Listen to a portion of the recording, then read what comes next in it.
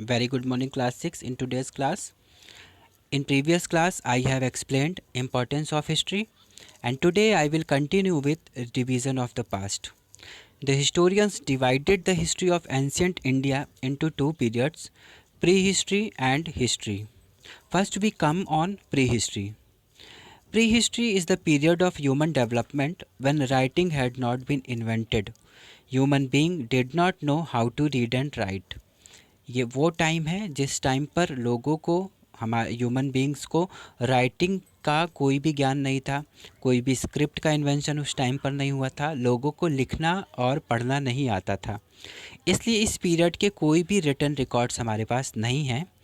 Historians depends on some stones, bone implements, tools, coins, pots, jewelleries and other archaeological materials to reconstruct the history of this period. ठीक है, तो इस period के बारे में जो भी हमें चीज़ें मिलती हैं वो किन से मिलती हैं? आर्कियोलॉजिकल सोर्सेज जो हमारे पास मिलते हैं, जो हमारे हिस्टोरियंस उसकी स्टडी करते हैं और एक रिकन्स्ट्रक्शन तैयार करते हैं, एक पूरा एक इंफॉर्मेशन हमारे लिए प्रिपेयर करते हैं। उसी के बेसिस पे हम इस टाइम के बारे में जान पाते हैं, और ये सारी चीज़ें जो आर्कोलॉजिकल एविडेंसेस मिलते हैं उनके बेसिस पर ही तैयार की जाती हैं। ये चीज़ें हमें डीप डिगिंग करके ज़मीन की, ग्राउंड की तब मिलती हैं। ठीक है, तो ये बात।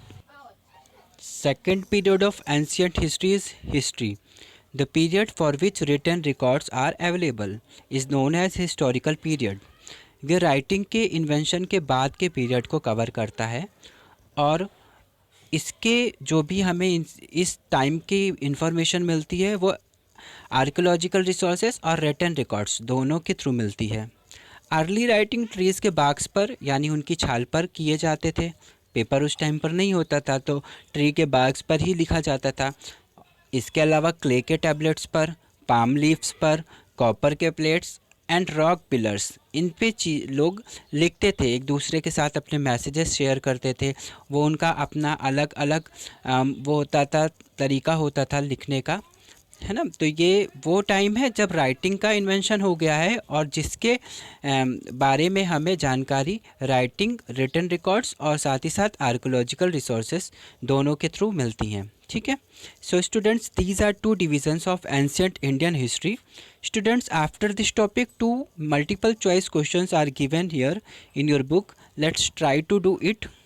First question is, the knowledge gained from the study of history is important to understand the. जो भी हम नॉलेज पास्ट के को स्टडी करके, हिस्ट्री को स्टडी करके पाते हैं, वो किन चीज़ों को समझने में हमारे लिए हेल्पफुल होती है? प्रेजेंट, पास्ट या बोथ ए एंड बी? तो आंसर क्या होगा?